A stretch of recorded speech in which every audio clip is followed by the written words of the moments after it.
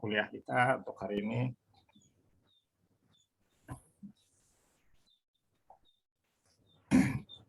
Nah, kemarin kita sudah mencoba menguji apakah data kita bisa dikerjakan dengan statistik parametrik atau tidak. Artinya kita menguji normalitas data. Apabila data normal, maka kerjakan dengan statistik parametrik. Rumusnya pilih sesuai dengan rumusan masalahnya. Kalau datanya tidak normal, boleh dicoba ditransformasi. Kalau dia normal, pakai statistik parametrik. Kalau dia tetap tidak normal, kita gunakan rumus statistik non parametrik. Rumusnya juga disesuaikan dengan rumusan masalah. Rumusan masalah itu tergambar dari hipotesisnya. Jadi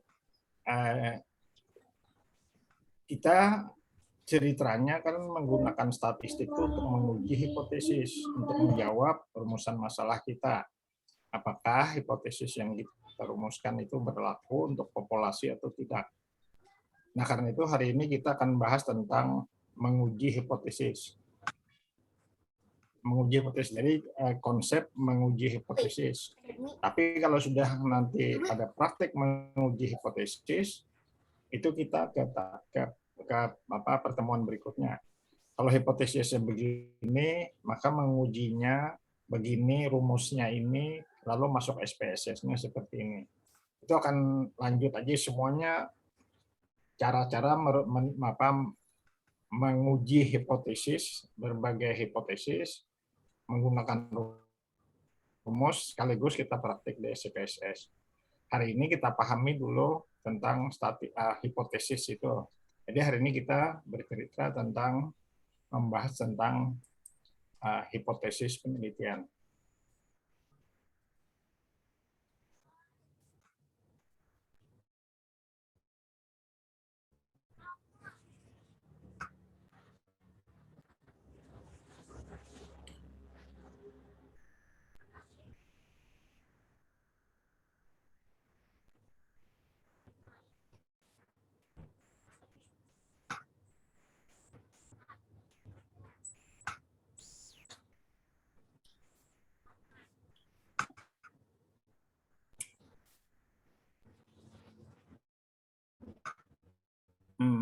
Saya ganti dulu sebentar.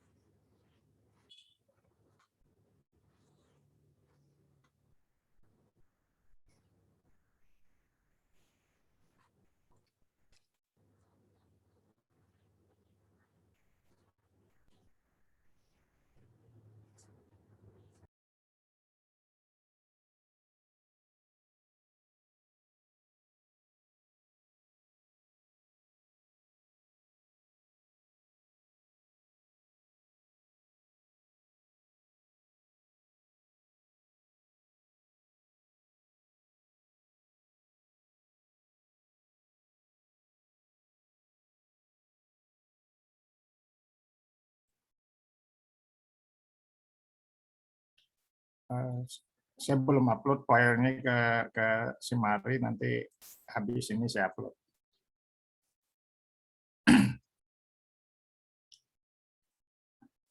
Nah, kita coba pahami apa maksud pahami itu. Sebenarnya kita sudah tahu, sudah barangkali banyak menjalani DS1 bahkan DS2 juga tentang istilah-istilah hipotesis. Nah, di sini kita ulang lagi prosedur bagaimana menguji satu hipotesis supaya nanti ketika kita masuk ke SPSS kita sudah punya apa pegangan yang kuat begini sebenarnya kenapa saya harus lakukan ini. Nah, ini pengertiannya.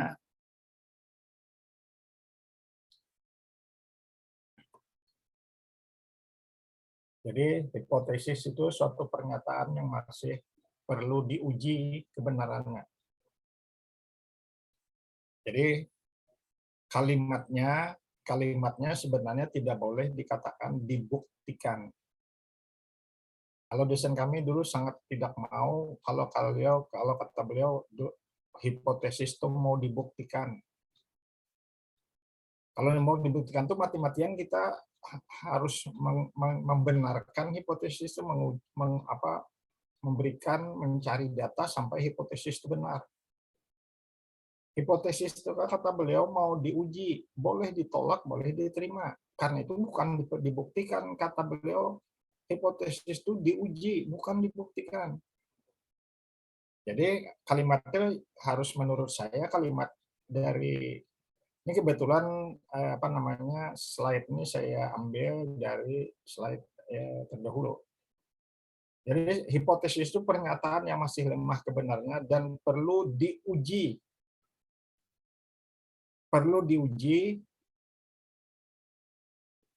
artinya sifatnya masih sementara. Jadi istilah perlu dibuktikan menurut saya tidak tepat. Perlu diuji. Nah, boleh diartikan pernyataan itu dugaan yang sifatnya masih sementara. Jadi pernyataan yang masih lemah kebenarannya perlu diuji atau dugaan yang sifatnya masih sementara. Nah, kemudian hipotesis ini perlu untuk diuji untuk kemudian diterima atau ditolak. Ini hati-hati kalimat diterima ditolak ini nantilah kita ada penekanan di sini. Jadi pengujian hipotesis adalah suatu prosedur yang akan menghasilkan suatu keputusan, yaitu keputusan menerima atau menolak hipotesis. Nah, kalau judul kita pengujian hipotesis berarti adalah cara, langkah, prosedur yang akan menghasilkan suatu keputusan menerima atau menolak hipotesis. Kalau istilah dosen kami dulu, nanti kita berbicara teknik analisis statistik, itu beliau mengatakan di dalam pengujian hipotesis itu menggunakan statistik inferensial tidak ada istilah menerima. Nanti saya tekankan apa arti. Jadi ada dua yang beliau itu tidak menolak apa yang dikatakan oleh penulis lain. Kata beliau, hipotesis itu tidak perlu dibuktikan, yang perlu diuji untuk ditolak atau diterima. Yang kedua, kata beliau, prosedur keputusan menerima atau menolak hipotesis ini beliau mengatakan, kalau sudah ke pengujian hipotesis ini nanti kita akan menguji sebuah hipotesis yang untuk ditolak.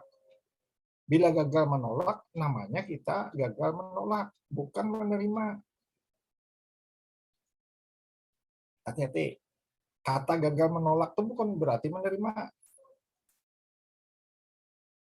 Itu nanti, tapi saya jelaskan lanjutannya nanti. Nah, penolakan suatu hipotesis bukan berarti menyimpulkan bahwa hipotesis salah.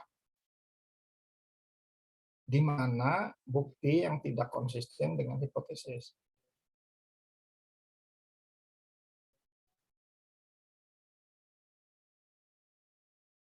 Hati-hatilah. Penolakan suatu hipotesis bukan berarti menyimpulkan bahwa hipotesis salah.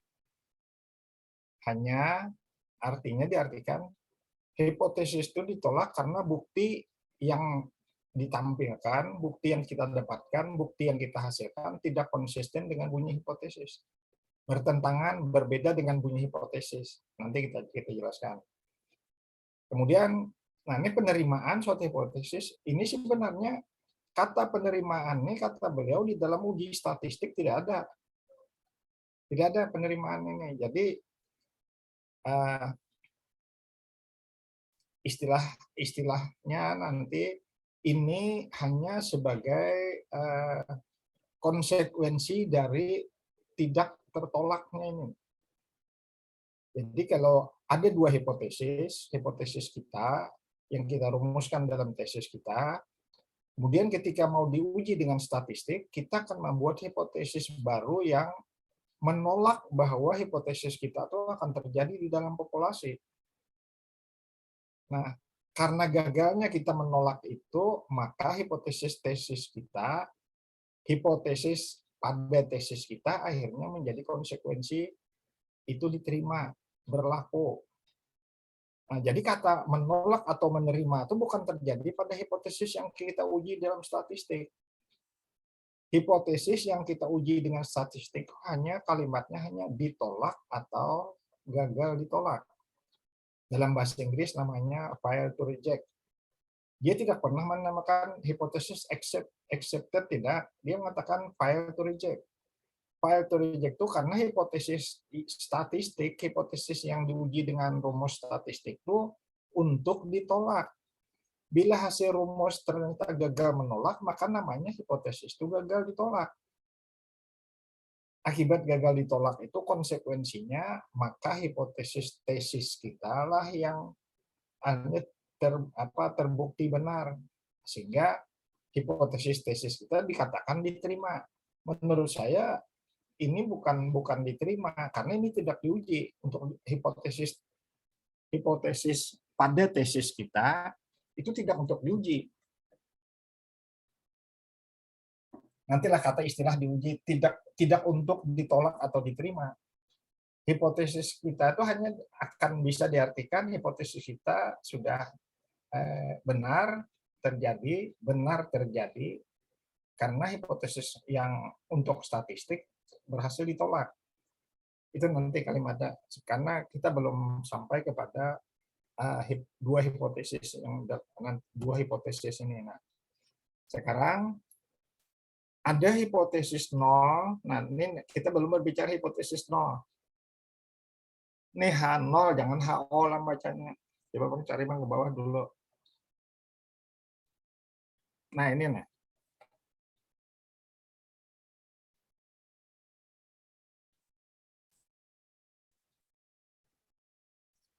Ini definisi ini kada benar.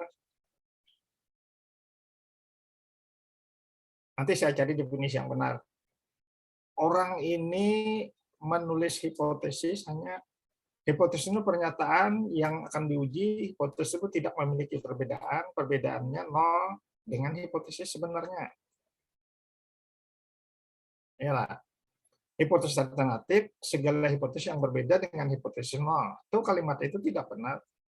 Hipotesis alternatif itu adalah hipotesis yang kita rumuskan berdasarkan kerangka pikir kita dalam penelitian. Kalimatnya di bawah ini benar nggak?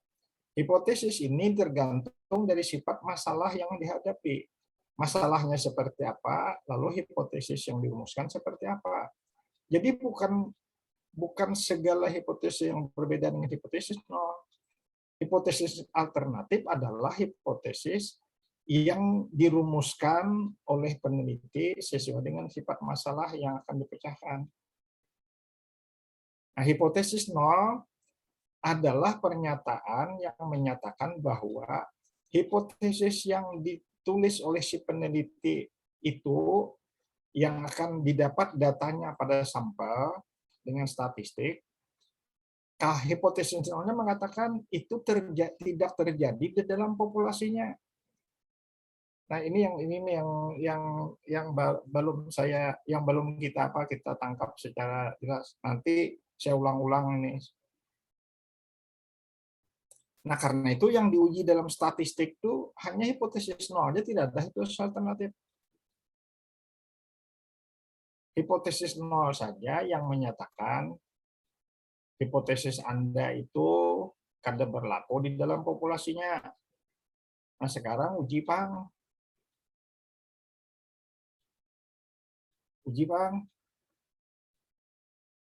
Kalau kita berhasil menolak hipotesis nol yang mengatakan hipotesis saudara kada berlaku di populasi, kita tolak, maka berarti hipotesis yang kita buat di tesis kita benar, berlaku. Tapi kalau kita gagal menolak, berarti hipotesis yang kita buat di dalam tesis kita itu berdasarkan analisis statistik itu belum terjadi, tidak cukup bukti untuk menyatakan itu terjadi di dalam populasi. Nah, saya contoh nih yang nyaman aja lah. Saudara mau nukar langsat kemarin, karena langsat itu bervariasi, lalu saudara ingin tahu langsat yang satu pekap tuh manis atau masam. Kita begitu aja, Mas, manis atau masam. Sudah itu, lalu saudara kalau dilihat warnanya nih kuning agak kemerah-merahan. Lalu bentuknya bujur-bujur, kada benjol-benjol, setiap biji itu berhasil. Lalu apalagi masih bertangkai, tidak layu, tapi tidak mentah, tidak warnanya hijau, kuning, kemerah-merahan. Berdasarkan ciri-ciri ini, dilihat setumpuk di dalam pekap ini, saya buat hipotesisnya langsat orang ini manis. Itu hipotesis alternatif. Berdasarkan kerangka pikir saudara melihat tanda-tanda yang ada. Sementara ujar saudara langsat orang ini manis. Lalu saudara ingin menguji, bujurlah manis.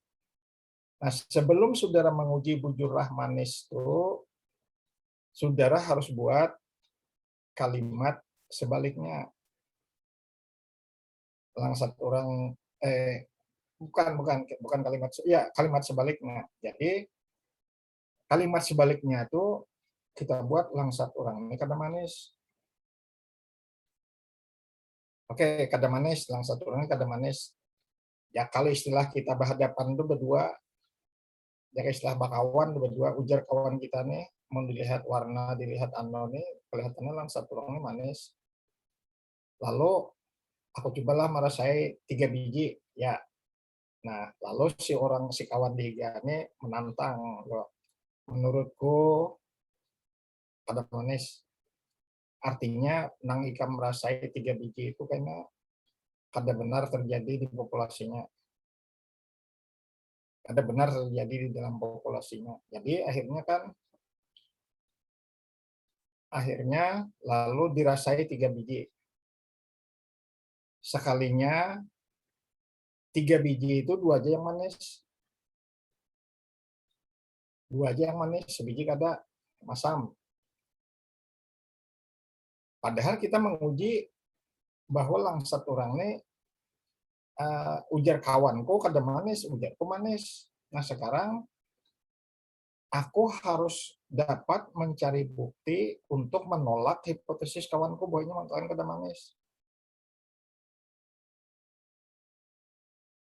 Aku harus dapat mencari bukti analisis statistik yang mengatakan yang menolak hipotesis kawanku tuh ini madahkan kada manis. Aku madahkan manis.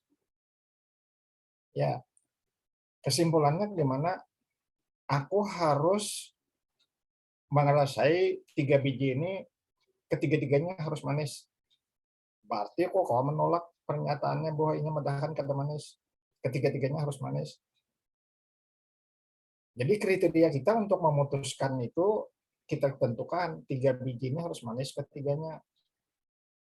Untuk menolak pernyataan si kawan kita yang menantang tadi bahwa apa kada ini menurutku langsat orang sepekap ini kada manis. Kita mengatakan manis karena melihat ciri-cirinya. Lalu kita merasai. Setelah dirasai 2 biji aja yang manis. Itu bukti statistik. 2 biji itu dari 3 berarti 67% manis. 33% kadar manis. Ya, karena 33% kadar manis, kadar kawa kita menolak kalimat ampun kawan tadi yang menahan kadar manis. Yang Ikam dapati di sampel yang 3 biji itu hanya 66% manis. Ikam bedakan manis sebuahan pickup. Lalu aku bedakan kadar manis. Yang Ikam dapat itu kadar sama dengan yang sebuahan pickup itu. Artinya kalau di persen, sebuahan pickup ini 60. Kalau berdasarkan hasil Ikam merasai, hanya 67% aja yang manis, 33%-nya masam. Jadi artinya Ikam gagal menolak pernyataanku bahwa langsat ini kan masam ada manis. Karena bukti yang Ikam sampaikan hanya 67%. Ya, bukti yang Ikam sampaikan hanya 67%. Nah, itu ngarannya kita menguji hipotesis nol untuk ditolak. Jadi kita merasai 3 biji itu untuk menolak hipotesis kawan tadi yang mengatakan kayak itu, bukan menerima hipotesis kita. Itu maksudnya contoh. Nah, cuman terjadi kadang-kadang langsat itu dirasai 3 biji aja. Kalau 3 biji aja itu 67. Kalau hanya 2 biji manis, 1 biji masam, maka kalau kita menentukan 67% manis, siapa yang bujur? Hipotesis kah hipotesis Ikam bahwa Ikam mengatakan pada manis. Jadi bisa terjadi situ hipotesis aku bujur, artinya hipotesis Ikam salah. Yalah, ya, hipotesis Ikam salah, tapi diterima. Hipotesis nol diterima. Hipotesis nolnya benar, lalu diterima, itu keputusan benar. Jadi kan hipotesis nolnya gagal ditolakkan. Ujarnya langsatnya kena manis. Begitu diuji sekalinya, yang menguji ini 3 biji aja, 67% aja manis. Maka dianggap hipotesisnya si orang yang saya kong tadi bujur bahwa kada manis. Lalu hipotesis nolnya gagal ditolak. Gagal ditolak artinya diterima. Ini jangan diterima, kalimatnya gagal ditolak, berarti keputusannya benar. Hipotesisnya benar, dan itu, atau balik nih, hipotesisnya sudah benar yang berdasarkan kadar manis, ternyata begitu kita uji, gagal menolak, berarti keputusannya benar. Tapi kalau hipotesis yang dipadahkannya itu salah, lalu kita justru gagal menolak, maka itu keputusannya salah. Nah, sebaliknya kalau hipotesisnya itu salah, tapi kita tolak, nah itu keputusan kita benar. Kita cukup bukti untuk menolak, lalu hipotesisnya itu salah, tapi cukup bukti kita untuk menolak, maka itu keputusan kita benar. Tapi kalau hipotesisnya itu salah, tapi kita tidak cukup bukti untuk menolak, terpaksa menerima, atau karena keputusan salah. Kalau hipotesisnya benar, kita tidak gagal kita tolak, keputusannya benar. Tapi kalau hipotetisnya benar, kita tolak, keputusan kita yang salah. Nah, saya contohkan. Itu tadi kan rasanya 3 biji saja. 3 biji saja itu akibatnya kadakawa menolak. Kadakawa menolak nih. Nah, hipotesis impulnya nih. Artinya kadakawa menolak, terpaksa keputusannya apa namanya kadakawa menolak, padahal keputusannya salah, hipotesisnya salah. Kesalahannya itu di mana? Kan inya mengatakan kalau Ika membedakan hipotesis, kalau membedakan manis tuh berapa persen lo targetnya Ika berani berapa persen? Kalau 67% itu sepertiga pickupnya yang kada manis. Jadi begini aja, nah, kita rasai 20 biji. Apabila 19 biji manis, sebiji kada manis, berarti 95% manis di dalam sepikap tuh. Nah, 5% yang kada manis. Lalu dirasai 19 biji dan ternyata 19 biji itu bujur manis. Sebiji aja yang kada manis, berarti 95% hipotesis orang ini ditolak. Hipotesis kita bujur menyatakan langsat orang ini manis. Dari 20, 19 biji bujur manis. Artinya 95% bujur, 5% aja salah. Sebiji aja yang kada manis, itu 95% manis. Itu karena hipotesis orang 5% saja yang kada manis, 95% manis, maka ditolaklah hipotesisnya ini. Nah. Jadi karena hipotesisnya ditolak, dan hipotesisnya itu memang salahnya medahkan itu kada manis. Dan ternyata memang hipotesisnya salah. Hipotesisnya dasar langsat itu manis. Nah karena manis, hipotesisnya salah, ditolak, lalu keputusan kita benar langsat itu manis. Nah, kalau tersalah keputusan ini, Bang, kalau sebenarnya langsat itu sebenarnya kada manis, hipotesisnya salah. Yalah. Langsat di dalam bukan gini. Langsat di dalam mobil itu sebenarnya manis. Lalu dipadahkannya kada manis. Cuma karena kita merasai hanya 3 biji saja, 2 aja yang manis, sebiji kada manis, maka kekuatan kita menolak hanya 67%. Itu namanya hipotesis orang tuh salah, tapi kita kada cukup bukti untuk menolak. Yalah, terpaksa kita menerima sehingga keputusannya salah. Sebujurannya langsat dari situ manis, tapi karena aku kada kawan bukti akan, terpaksa aku terima ujarnya kada manis. Ini nah, padahal salah kada manis tuh. Nah, itu maksudnya, jadi kenapa jadi salah memutuskan terpaksa menerima ini hipotesis yang salah? Merasai 3 biji aja, kada kawal meyakinkan bahwa 95% di situ manis. Itu artinya sampel terlalu kecil. Lalu terjadi karena sampel terlalu kecil, akibatnya kada mampu menolak H0 yang disampaikan oleh penantang kita tadi. Sampai karena ini madahkan kada manis, padahal yang satu manis, tapi karena kita rasai 3 biji saja, kada kawa kita menolak bahwa ini sebuahan pickup ini manis, 95% manis, kada kawa karena kita merasai 3 biji aja. Itu artinya sampel terlalu sedikit, akhirnya gagal menolak hipotesis 0 yang salah, keputusan salah. Jadi kesimpulannya langsat orang kada manis, padahal orang manis. Cuman karena 3 biji aja merasai, 2 manis, sebiji kada. Nah, coba Bang sambalnya diberikan, dicukupkan, dibanyaki sampai batas minimal. Kalau langsat sepikap itu merasai 3 biji itu kedikitan sambalnya. Rasailah 20 biji. Jangan sampai 2 kilo. Ada jadi nukar. Nah, sampai 20 biji rasai bila 19 biji manis, sabiji sabiji masam, makan ini artinya 95% kan, kalau 19/20 itu manis. 1 biji dari 20, 5% yang kada manis. Maka kita sudah berani menolak bukti kita 95% langsat di dalam pickup itu manis. Ini aku rasain 20 biji, 19 manis. Jadi kamu kada kawa mempertahankan kemudahan kada manis. Jadi hipotesis kamu salah, kami tolak, berarti keputusan kami benar bahwa langsat itu manis.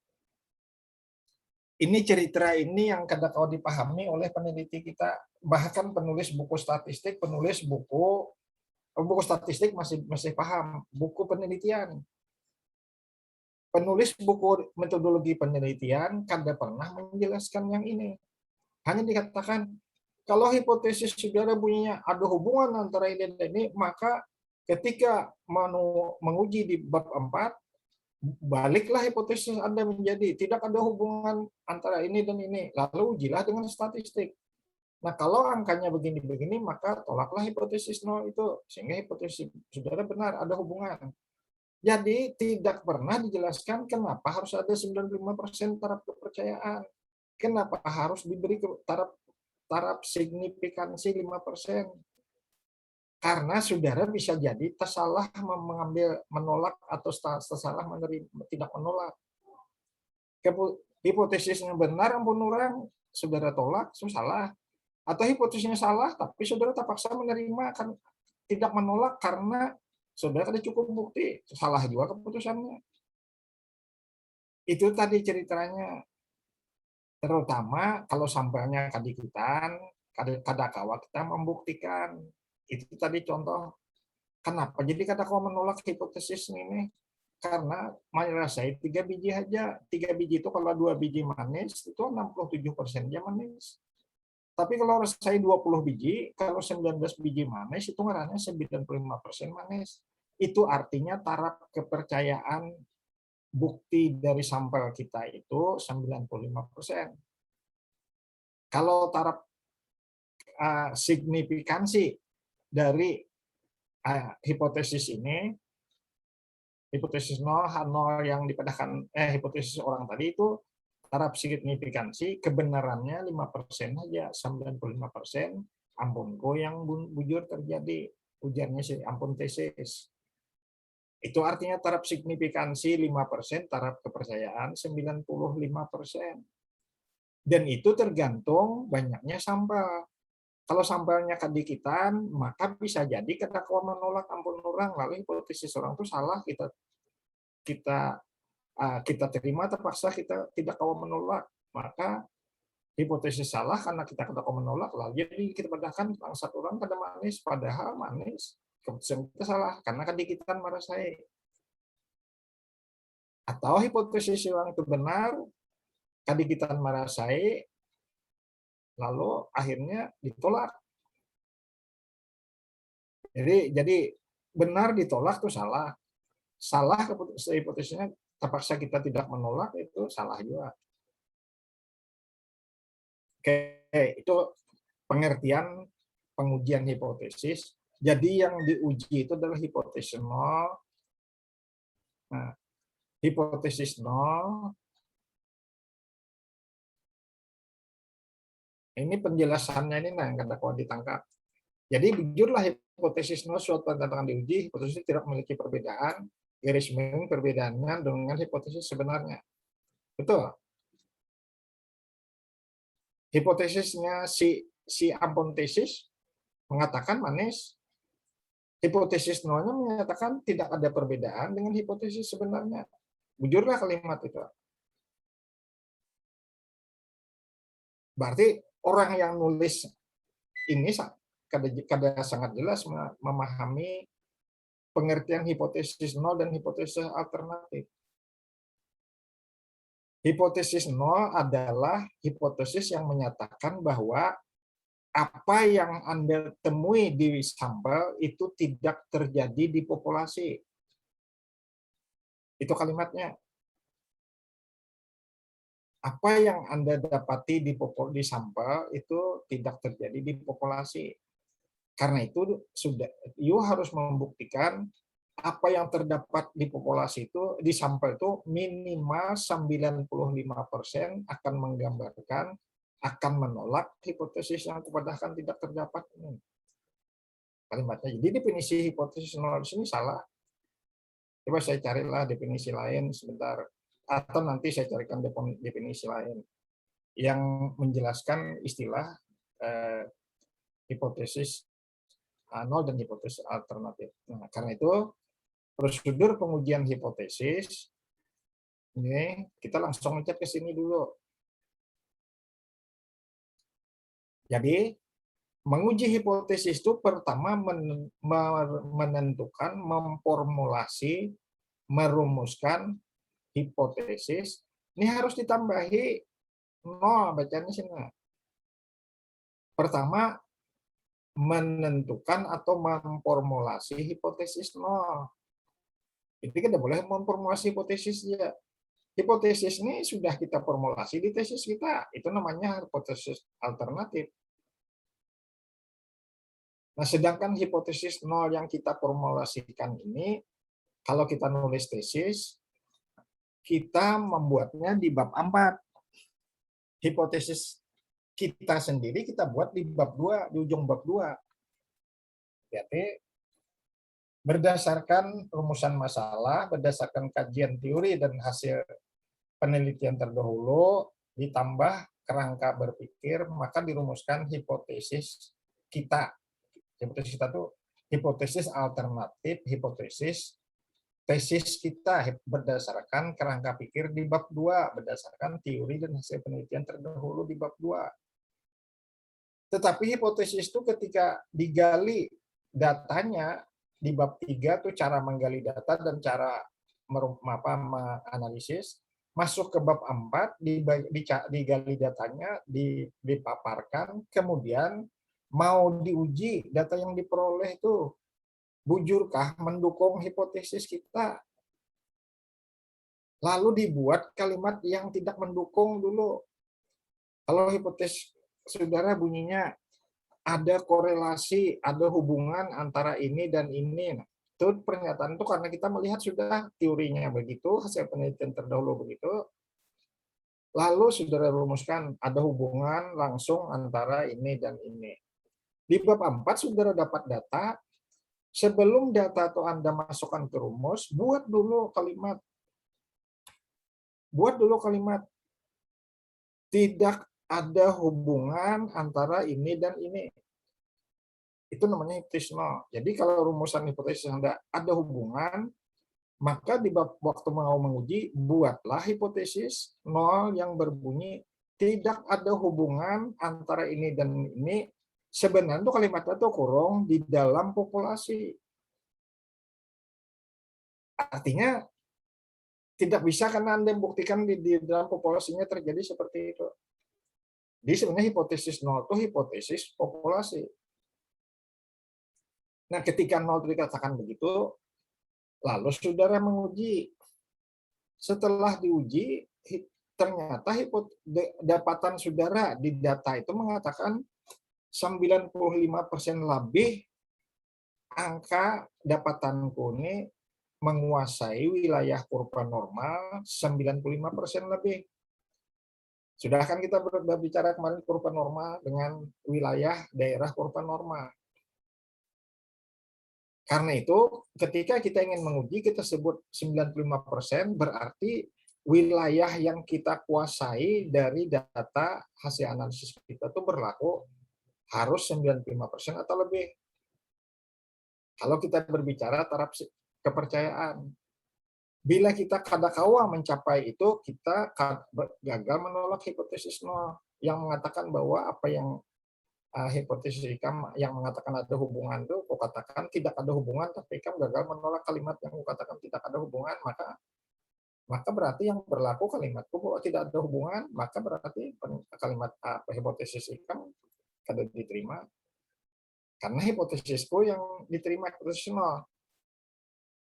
Hati-hatilah, pemahaman ini penting benar karena kalau unda ujian ditanya pasti menjawabnya lumayan sukar. Kenapa saudara rumuskan hipotesis nol?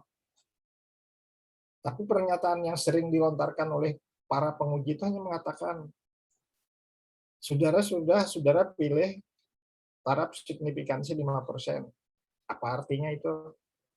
Apa arti taraf signifikansi 5% itu? Kalau gagal menolak, kalau menolak hipotesis nol atau gagal menolak hipotesis nol, apa artinya? Kenapa bacaannya bilanya kurang dari 5% itu gagal menolak, kalau lebih dari 5%, kurang dari 5% mampu menolak, kalau lebih dari 5% gagal menolak. Apa artinya kalimat itu?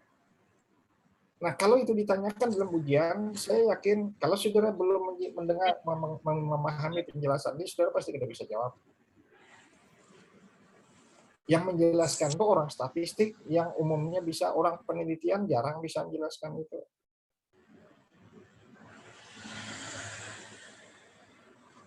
Jadi kalimatnya sini rumuskan hipotesis nol. Kemudian tentukan taraf nyata atau signifikan level. Itu sebabnya kita pilih ilmu sosial itu umumnya 0,05. Jadi istilah ilmu sosial itu karena kelakuan manusia itu ada yang 100% kawa. Ya kasarnya tuh ada murid sekelas kada kawa 100% tuh jaka ibarat tuh pintar bertahan pasti ada seikung berdua nang lama. Itu gejala sosial. Nah, jadi artinya dalam ilmu sosial kadewan nih bukan kita tuh mandak kurang dari 0,05. Kadewani meyakini bahwa apa yang kita dapati hasil pengujian itu karena 90 lebih pada 95%. Nah, kalau orang menguji obat di kedokteran itu harusnya 99% mantap, bahkan kada boleh kalau perlu 99,9% mantap. Istilah levelnya tuh 0,001.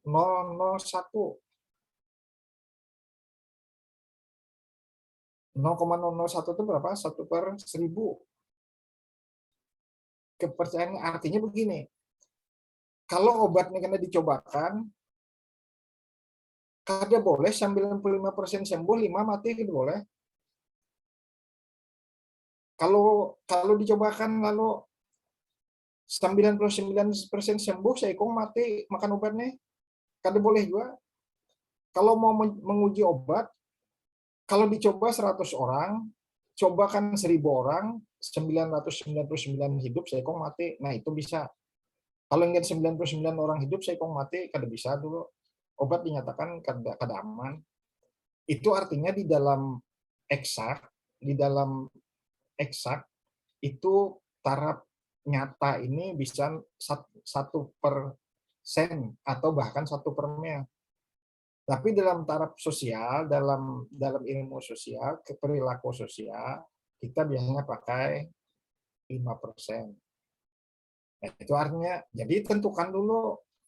Kalau sudah, aku yakin, nah langsat tadi, langsat tadi sebenarnya, kalau satu pickup dirasain 20 biji itu kedikitan. Sebab kalau 19 biji aja,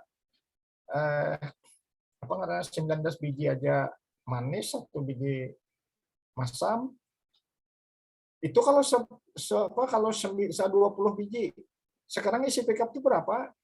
20.000. Kalau 20.000 berarti 19.000 manis, 1.000 yang kada manis, lumayan banyak itu. Harusnya kalau 20.000 itu ya 100 yang kada manis, hanya dikatakan manis sebuahan pickup. Berarti taraf signifikansan 0,001, 1/1000. Itu maksudnya taraf nyata. Nah, kalau langsat mungkin perlu taraf nyatanya nih, signifikansinya nih jangan 0,05. Kalau 0,05 nih masih 5% maka ada manis. Obat jangan sampai 99%, harus kalau perlu 100% berhasil, tidak ada yang itu. Nah, itu menentukan taraf nyata. Yang ketiga, tentukan kriteria pengujian. Nanti kita bahas di bawah. Jadi, hipotesis itu pada dasarnya, kalau istilah saya ada dua aja, hipotesis korelatif dan hipotesis komparatif. Tapi akhirnya saya mengatakan hipotesis komparatif itu kan gugurnya akhirnya kan hipotesis korelatif. Saya contohkanlah dua pernyataan. Ada hubungan antara jenis kelamin dengan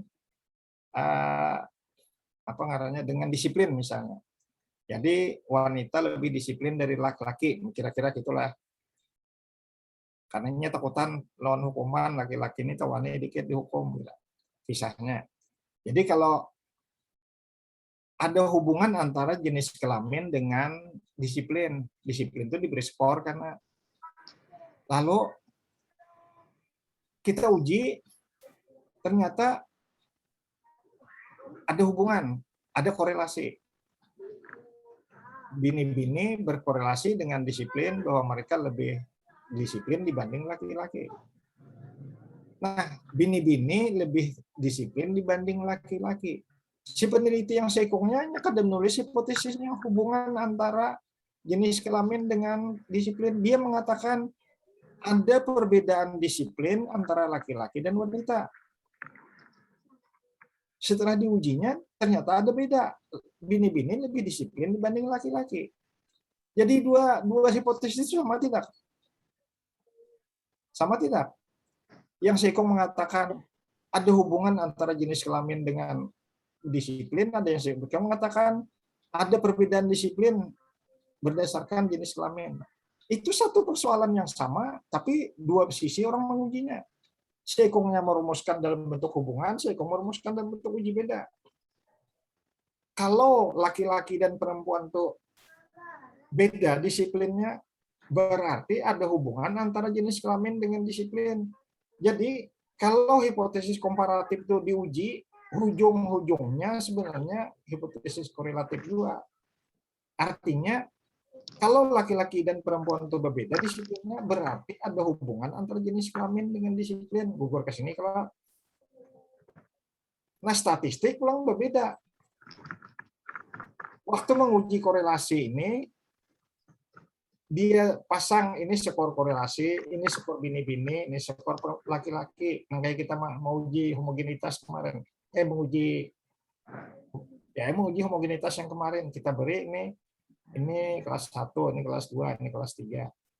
Ini bini-bini, ini laki-laki, ini skornya sebelah sini. Itu kan sebenarnya kita menguji beda homogen tidaknya, sama tidaknya. Tetapi ujinya korelasi antara skor dengan coding 123. 123 ini kan coding 12 disiplin. Jadi bisa jadi hipotesis komparatif dalam uji statistik, hipotesis korelatif dalam uji statistik, dia mengujinya dengan komparatif. Jadi istilah saya, kalau saya mengatakan hipotesis itu semuanya korelatif, tinggal cara mengujinya, diuji hubungannya atau dengan uji beda. Uji beda kesimpulannya hubungan juga. Hati-hatilah, ini lumayan agak penjelasannya itu agak harus saya tekankan karena hakikatnya begitu, tetapi banyak orang semudah itu menyebut. Yang kayak tadi, hipotesis adalah begini-begini. Itu sebenarnya kada benar kok definisinya seperti itu. Lalu kesalahannya, hipotesis benar diterima, keputusan benar, hipotesis benar salah, diterima, keputusan salah. Ini luar biasa mudah sukarnya menjelaskannya nih, kesalahan tipe 1 dan kesalahan tipe 2 nih luar biasa ngalihnya menjelaskan. Nah, sekarang langkah jadi kalimat tadi, penolakan hipotesis bukan berarti menyimpulkan bahwa hipotesis salah. Tetapi intinya bukti tidak konsisten dengan hipotesis. Hipotesis maksudnya hipotesis nol. Oke, nah sekarang kita sampai di sini menentukan kriteria pengujian. Kriteria pengujian itu kan kita boleh pakai yang kemarin itu ada 2. Boleh pakai P atau salah. Boleh pakai yang uji pakai tabel, itu apa uji apa ngarannya kemarin. Atau boleh pakai P.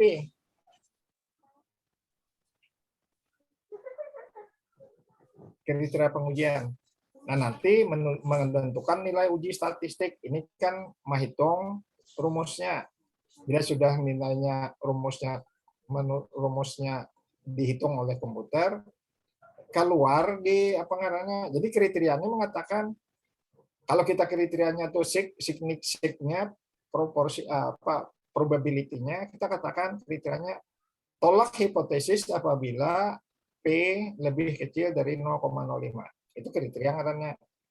Kalau nilai uji statistiknya hasil print out menatakan P sama dengan 0,06. Maka bacanya kriterianya tolak hipotesis apabila P atau sig itu kecil dari 0,05. Hasil uji ternyata 0,06. Berarti hipotesis 0 gagal ditolak. Simpulannya berarti kalau kita katakan ada hubungan, kesimpulannya tidak ada hubungan. Karena hipotesis 0 yang gagal ditolak, hipotesis dan justru ditolak jadinya. Itu gambaran sementara. Nah, sekarang di sini Penjelasannya, perumusan, ini apa perumusan apa bacanya? Hipotesis. Pertama, dinyatakan sebagai kalimat deklaratif minimal. Jadi kalimat deklaratif itu ada hubungan antara ini dan ini, pernyataan, bukan pertanyaan. Deklaratif namanya ini pernyataan, bukan pertanyaan. Kalau pertanyaan kan rumusan masalah. Pertanyaan itu dalam bahasa lain adalah deklarasi. Dan itu bersifat deklaratif, artinya bersifat pernyataan. Pernyataan hipotesis selalu melibatkan minimal dua variabel. Ada hubungan antara ini, ada hubungan langsung ini dan ini, hubungan tak langsung ini melalui ini sini. Yang ketiga mengandung satu prediksi. Prediksi itu apa namanya? Kemungkinan yang terjadi selanjutnya. Kalau ini berhubungan dengan ini, maka kalau ini dinaikkan, maka ini akan naik juga gitu. Lalu harus dapat diuji. Hipotesis harus dapat diuji. Itu kriteria rumusan hipotesis. Tapi ingatlah, dalam langkah pengujian hipotesis ini yang dirumuskan di formulasi adalah hipotesis nol. Hipotesis alternatif kita sudah ada pada waktu kita menulis proposal. Ada yang nulis di bab 1 karena disuruh nulis di bab 1, tapi hipotesis itu lahir di ujung bab 2. Setelah mengkaji teori, lalu mencari penelitian terdahulu, lalu merumuskan kerangka pikir, lalu muncul hipotesis. Jadi hipotesis itu hendaknya di ujung bab 2, tetapi banyak sistematika tesis yang mengatakan hipotesis itu tulis, jadinya mengatakan tulis di bab 1 dulu. Nah, tapi harusnya kada boleh, kada harus di bab 1. Ada aja yang kada jadi hipotesis di bab 1, tapi di ujung bab 2 hipotesisnya. Nah, tetapi yang kalimat prosedur pengujian hipotesis ini yang diformulasi ini hipotesis nol. Hipotesis nol itu adalah hipotesis yang kita buat untuk menentang hipotesis alternatif itu. Kalau dia katakan, berdasarkan kerangka pikir saya ada hubungan antara ini, lalu yang menentang nih, kalau di populasinya itu kada ada hubungan, kada terjadi itu yang di dalam populasinya, itu kalimat hipotesis nolnya. Tidak ada hubungan antara ini, itu kalimat penentangnya itu mengatakan di dalam populasi. Sedangkan kita ini kan merangkai dari teori yang nanti akan menguji di sampel. Ya, kalau penelitian kita kada pakai sampel, maka kada ada statistik, kada ada uji statistik inferensial, maka kada akan ada hipotesis nol. Ya, contoh gini lah, ada apa pengalihnya lah, istilahnya yang kada pakai sampel lah. Ada langsat sekilo kita tukar kada apa ngarannya kada dirasai dulu tukar, mbah dirasai mbah tumpah hendak lalu kita apa ngarannya berhipotesis. Menurutku langsat ini manis misalnya. Lalu ujar Saikong menurutku masam. Langsat ini yang sekilo ini dimakan sekiloan. Lalu siapa yang bujur, siapa manis, siapa yang bujur masam, itu sebenarnya kan perlu diuji, kan perlu bercerita hipotesis alternatif, hipotesis nol. Hipotesis nol itu terjadi kalau langsatnya sekilo ini sebagai alat untuk mewakili langsat yang satu pickup. Itu baru hipotesis nol.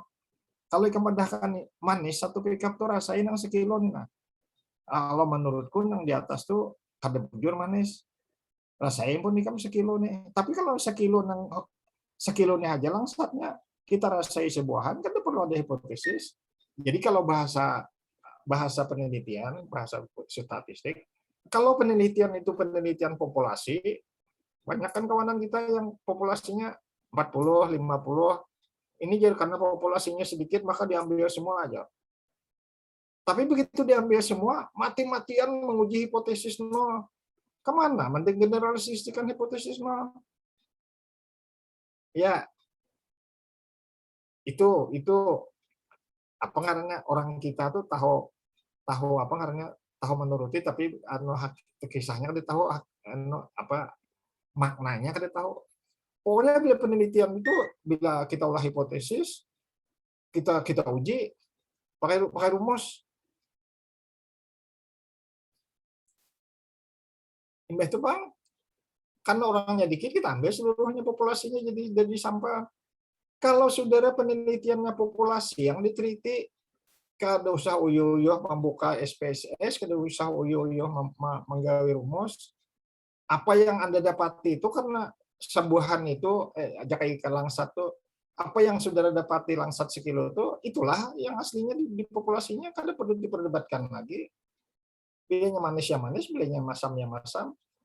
Yang persoalannya adalah langsat sekilo tuh dipertentangkan adalah ujarku manis nah sampai kapan itu ujar sekong kada manis rasa ipang nah sekilo nih nah kawalnya kan membuktikan dengan langsat sekilo ini karena sebiji aja yang kada manis sisanya itu manis baru aku ini menerima kalimat ikan bahwa langsat sepekap itu manis. Nah, ini persoalan menggeneralisasikan sampel ke populasi. Tapi kalau sudah penelitian ini mengambil sampel total, seluruh anggota populasi dijadikan sampel, tiba-tiba di belakangnya mati-matian masang rumus dengan uji statistik pakai rumus canggih, pakai SPSS. Kalau saya katakan buang-buang tenaga, buang-buang duit, analisis. Ah, itu maksudnya kata yang tadi. Jadi prediksi itu artinya bahwa kalau ini terjadi di sini maka di sandi populasinya akan terjadi begini juga. Nah, hipotesis nol tadi definisi ini saya koreksi tidak benar, tidak sangat tepat kita. Nah, ini apa namanya simbol-simbol ini simbol-simbol statistika atau lebih dikatakan matematika. Nah, ini tidak usah. Nah, ini aja nah. Jadi ketika kita menguji hipotesis itu ada dua kemungkinan. Ujar kita ada beda antara disiplin laki-laki dan perempuan. Kalau ada beda, saudara mengujinya di sebelah mana? Di sebelah ujung kanan, ujung kiri. Ada beda. Hipotesis kita. Lalu hipotesis nolnya tidak ada beda. Ujung kiri, ujung kanan.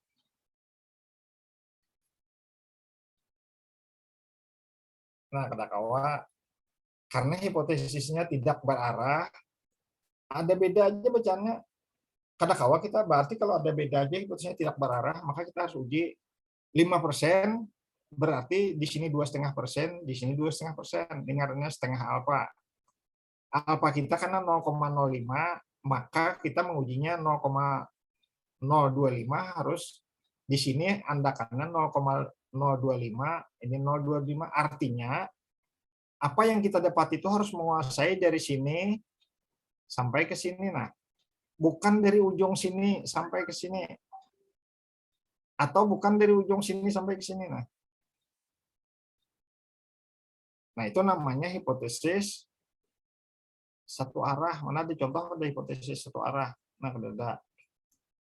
Jadi hipotesis satu arah itu begini. Kalau saya katakan perempuan lebih disiplin dari laki-laki. Nah, itu kita satu arah sudah pasti satu arah kita kontakkan bahwa perempuan lebih disiplin dari laki-laki itu terjadi 95% perempuan lebih disiplin dari laki-laki. Jadi yang kita uji itu bujurlah 5% aja perempuan yang terendah pada laki-laki disiplinnya. 5% itu di sini nah. Sisanya itu 90% perempuan itu lebih tinggi apa namanya disiplinnya dari laki-laki. Nah, atau kita balik. Kalau kita katakan laki-laki lebih rendah disiplinnya dari perempuan, lebih rendah, maka kita akan mengatakan semuaan ya perempuan ini semuaan dari sini sampai sini perempuan semuanya tinggi dari laki-laki di sini aja nah ada bukan perempuan, laki-laki lebih rendah tuh berarti ada 5%, sama berarti di sinilah 5% yang lebih tinggi, sisanya lebih rendah. Jadi maksudnya lebih rendah nih, ini mengatakan kalaunya rumus kalimatnya rumusnya. Jadi kita menguji itu bahwa hanya 5% atau kurang yang terjadi, misalnya tadi laki-laki lebih rendah berarti 5% di sini laki-laki lebih rendah, di sini yang tinggi itu hanya 5% dapat sini. Jadi dapat 5%, sisanya itu semuanya rendah laki-laki. Jadi ujinya di sini. Yang tinggi laki-laki itu, kalau bujuran tinggi laki-laki, maka dia harus sampai mencapai 95% laki-laki itu lebih tinggi dari perempuan. Tetapi karena kita mengatakan laki-laki itu lebih rendah dari perempuan, maka kita menyatakan ujinya di sini. Nah, kalau kita uji lelakian itu paling banyak 5% yang tinggi pada perempuan, sisanya semua rendah pada perempuan. Jadi maka ujinya di ujung sini. Nah, itu namanya uji satu ekor. 5% di sini. Kalau uji satu ekor perempuan lebih tinggi dari laki-laki, disiplinnya di sini mengujinya. 5% di sini. Tapi kalau ada perbedaan antara disiplin laki-laki dan perempuan, maka ujinya harus 2 ekor. Karena hipotesisnya kada arah. Kada menyebut siapa yang lebih tinggi, lebih rendah. Maka akan ada di sini 5% orang yang kada kawa mencapai sini, ada orang 5% yang juga kada kawa mencapai. Nah, begini. Jadi ujinya setengah kali alfa 2,5% atau 0,025 di sini. Di sini 0,025. Maka di sini akan ada 95% daerah yang kita kuasai untuk menolak hipotesis nol. Oke, itu cerita tentang menolak hipotesis dengan uji satu ekor, uji 2 ekor. Karena itu nanti tabel penolakan hipotesis itu ada yang bukan tabel, di di print out statistik SPSS itu dia akan katakan one tire, satu ekor. Jadi benar ditulisnya ini uji satu ekor, karena hipotesisnya begini, uji satu ekor, lalu 5% kita uji. P sama dengan sekian, uji satu ekor, berarti P itu harus kita uji dengan 2,5% di sini, 5% di sini. Tapi kalau uji 2 ekor, kita harus uji 2,5% di sini, 2,5% di sini harus tertolak, tidak dapat dikuasai, yang 95% dikuasai di sini. Artinya hipotesis nol itu tertolak dengan bukti punya kita menguasai 95% ini. Oke, ini contoh-contoh ini. Nah, sekarang menentukan taraf signifikansi. Taraf signifikansi besarnya batas toleransi dalam menerima kesalahan hasil hipotesis terhadap nilai parameter populasi. Ini kalimatnya benar. Kalau kita katakan 0,05, maka kita akan mengatakan apa yang terjadi pada punya saya ini hanya 5% yang menyimpang di dalam populasinya. Jadi bacanya batas toleransi dalam menerima kesalahan hasil hipotesis terhadap nilai parameter populasinya. Itu kalimatnya benar. Apa yang saya peroleh dari penelitian sampel saya ini paling banyak 5% yang berbeda dengan yang menyimpang dari apa yang saya dapat. Itu kalimat. Jadi kalau batas signifikansi kita 0,05, alfanya lalu 8% itu namanya 95. Saya dapati di sampel ini itu 95% atau lebih akan terjadi di populasinya. Kalau terjadi menyimpang itu paling banyak 5%. Nah, kemudian besar taraf nyata bergantung pada keberanian pembuat keputusan dalam hal ini berapa besarnya kesalahan yang terjadi. Jadi kan taraf nyata nih yang tadi batas ini tadi, taraf signifikansi ini tergantung pada keberanian kita. Ya, saya katakan tadi, kalau ilmu sosial kedewannya 95-99%, 95% tuh gen bilang babayawan nih, ilmu sosial tuh ngalih dibuat eksak untuk diputuskan. Tapi kalau ilmu eksak itu 99% berani membuat taraf nyata nih. Jadi kan tergantung pada keberanian si peneliti. Nah, besarnya kesalahan tersebut disebut sebagai daerah kritis pengujian, daerah penolakan. Maka itu ngarannya tadi gambar yang ini gambarnya daerah kritis ngarannya yang ini, nah, ujung ini, nah, daerah penolakan hipotesis. Karena itu di dalam tabel namanya tabel kritis, tabel nilai kritis. Kemudian langkah ketiga, menentukan kriteria pengujian. Bentuk pembuatan keputusan dalam menerima atau menolak hipotesis nol, jadi ada istilah menerima. Nah, bentuk pembuatan keputusan dalam menolak atau gagal menolak hipotesis nol dengan cara membandingkan nilai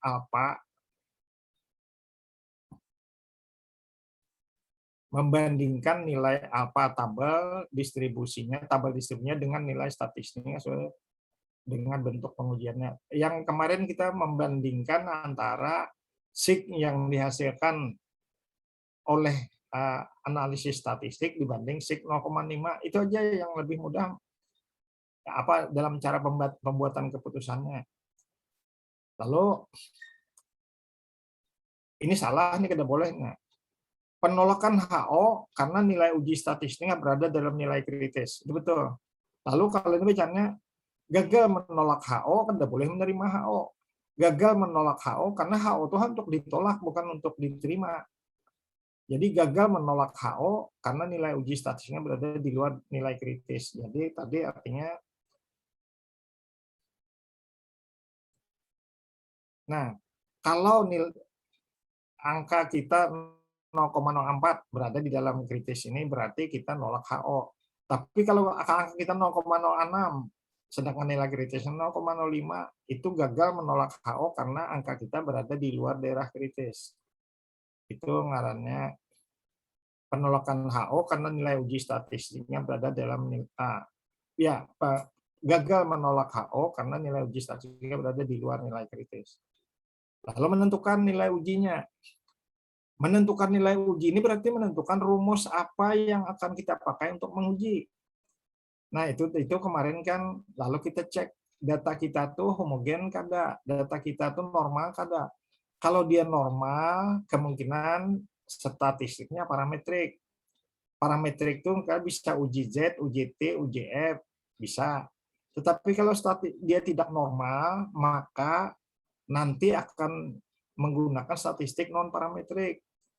Ada uji U, uji median, ada macam-macam ngarannya yang bukan nama-nama statistik parametriknya. Fungsinya sama, tetapi tidak mendasarkan pada data normal, itu data non parametrik. Nah, ini contoh-contoh memilih rumus dengan syaratnya apa, bila begini maka rumusnya ini, bila begini rumusnya ini. Ini nanti kita jalani di dalam menggunakan SPSS menguji hipotesis tertentu. Jadi mulai minggu depan kita akan sudah mulai menguji hipotesis. Dari rumusan hipotesis itu kita akan menentukan, oh kalau begini rumusannya berarti kita pakai rumus ini. Nah, karena syaratnya ini kita baca, maka ujar paket kita tuh maka rumusnya begini, maka kalau SPSS-nya masuk begini langkahnya. Jadi yang ini kalau bisa kita baca sekarang, akan kita jalani nanti setiap kali pertemuan. Kalau sampai kita kurang dari 30 orang, maka ini begini. Nah, ini beda dua rata-rata, maka ujinya ini nanti, nah gini aja, membuat kesimpulan. Penetapan kesimpulan dalam menolak atau gagal menolak hipotesis nol sesuai dengan kriteria pengujiannya. Ini wajarnya kriterianya itu sudah ada di atas. Pembuatan kesimpulan dilakukan setelah membandingkan nilai uji statistik dengan alfa atau nilai kritis. Ini angka tanda alfa ini salah. Kita kan ada dua. Kalau kita ujinya, uji T, koefisien nilai T hitung, T hasil rumus dengan T tabel, kita bandingkan.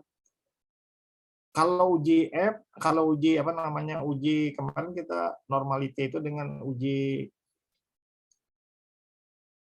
intinya angka statistiknya apakah itu angka Kolmogorov Smirnov atau Lapen, kita ambil angkanya, kita bandingkan nilai tabel. Kalau angkanya itu lebih besar dari nilai tabel, berarti kita menyatakan simpulan begini. Tetapi uji yang lainnya adalah kita melihat alfanya. Kalau alfanya itu di bawah kecil dari alfa 0,05, nilai kritisnya adalah alfanya kita pilih 0,05. Tetapi alfa sig-nya yang muncul itu kurang dari 0,05, berarti dia di dalam batas nilai kritis, berarti kita tolak hipotesis. Jadi menyimpulkannya kan sesuai dengan kriteria penolakan hipotesis tadi. Nah ini aja contoh ini tidak kita bahas di sini. Pengujian hipotesis proporsi ini nanti kita lanjutkan karena ini kita berbicara data hipotesis nilai rata-rata, bukan hipotesis proporsi. Jadi istilahnya data ini kuantitatif. Proporsi ini dinyatakan nanti dalam kuantitas, banyaknya orang, bukan derajat nilainya, bukan. Tapi sama aja anunya, langkahnya sama. Cuma rumusnya beda. Nah, oke. Ini nanti bertanya klarifikasi satu pertemuan, satu contoh. Nah, sementara itu sebenarnya ringkas saja jenis hipotesis, statistik dan hipotesis nol dan hipotesis alternatif. Kemudian langkah pengujiannya ada 5 langkah, simpel aja.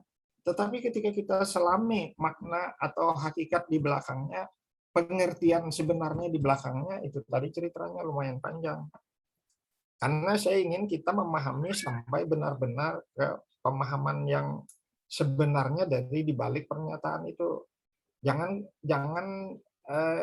istilah saya tuh diformulasi dalam bahasa yang menjadi bahasa yang mengubah makna aslinya. Makanya saya katakan penulis buku pun banyak yang kada paham itu. Jadi penulis buku metode penelitian, kalau dia bukan ahli statistik, pasti kada paham menjelaskan hipotesis nol itu. Dia katakan hanya untuk menguji hipotesis, kita rumuskanlah hipotesis nol yang menyatakan sebaliknya dari hipotesis alternatif kita. Itu aja kalimatnya. Orang metodologi hanya sampai situ. Tapi orang statistik mengatakan hipotesis nol itu gunanya untuk menyatakan apakah yang didapat pada sampel itu berlaku pada populasi atau tidak. Nah, oke, itu anunya. Jadi hari ini saya jelaskan itu. Nanti kalau membaca slide-slide-nya, saya katakan sudah slide yang ini jadi tidak saya lempar ke apa ngarannya ke Simari. Slide ini masih mengandung, menurut saya mengandung kesalahan-kesalahan. Jadi tidak saya upload di Simari, saya pakai, saya jelaskan bahwa ini salah, yang benarnya itu begini. Makanya saya tidak upload di Simari. Kalau bisa saya perbaiki dulu, baru saya upload. Tetapi inti pemahamannya seperti tadi, saya katakan pernyataan ini salah, yang benarnya seperti ini. Maksudnya ini salah, yang maksudnya yang benar seperti ini. Baik, sampai situ. Ini membangun pemahaman kita. Ingat yang saya jelaskan ini sampai Anda ujian tesis. Ada mustahil yang menguji ini orang ahli statistik, lalu ditanya, apa arti saudara merumuskan 0,05 itu batas signifikansi itu apa maksudnya? Lalu kenapa saudara buat hipotesis 0? Itu apa maksudnya? Anda pasti tidak bisa jawab kalau tidak memahami penjelasan tentang ini. Oke, ada pertanyaan? 2-3 menit aja. Pak, ulun Pak mau mengklarifikasi masalah yang tadi. Silakan. Berarti kalau kita tadi misalnya nih Pak, populasinya ini sampelnya ini sedikit, lalu di kecamatan itu hanya 1 atau 2 sekolah aja, lalu kita ambil semuanya untuk menjadi sampel, berarti kita tidak boleh menuliskan hipotesis kayak gitu Kak Pak? Tidak memerlukan hipotesis 0 untuk menguji beda antara isi sampel dengan isi populasi. Karena kan statistik parametrik, statistik inferensial ini gunanya untuk menguji apakah ada beda antara isi sampel dengan isi populasi. Mm-mm. Sekarang kalau populasi dijadikan sampel, apa perlu diuji bedanya? Mm-mm. Tidak perlu lagi diuji. Jadi kalau istilah saya, apalah tadi itu, kalau populasinya diambil semua, maka tidak ada perlu pengujian apakah yang terjadi di sampel akan berlaku di populasi, tidak lagi ada pengujian itu. Nah, pengujian itu adalah statistik inferensial. Ya, Nah, berarti di hipotesis ini kita tulis supaya kita bisa menggeneralisasi juga kalau ini yang saya ambil hanya sampel, misalnya berapa sesuai perhitungan pengambilan sampel, maka hipotesis kita semua populasinya juga seperti ini ya Pak, yang sama. ya, karena itu statistik inferensial itu disebut dengan statistik sampling. Statistik sampling itu statistik yang menjelaskan bagaimana yang terjadi di sampel itu berlaku di populasi. Nah, kalau populasinya tadi sudah dijadikan sampel seluruhnya, tidak ada perbedaan dan tidak perlu diuji lagi karena sampelnya populasi. Karena itu menurut saya waktu menulis populasi itu sebaiknya dipertimbangkan. Kalau satu kecamatan itu ada sedikit sekolahnya, ambil satu kabupaten. Tapi dengan satu kabupaten ambil sampelnya yang kira-kira, kalau misalnya lah satu kecamatan itu 5 sekolah kedikitan, ambil satu kota Banjarmasin ada 5 kecamatan, 5 kecamatan tuh kalau diwakili satu sekolah sama aja pada 5 sekolah. Tapi hasilnya dapat digeneralisasi kepada satu kota Banjarmasin. Tetapi kalau satu Banjar Utara Anda ambil 5 sekolah karena 5 sekolah aja, misalnya SMK atau SMP di itu 5 sekolah saja Anda ambil seluruhnya, tidak perlu Anda menggeneralisasi ke Banjar Utara karena memang Banjar Utara itu.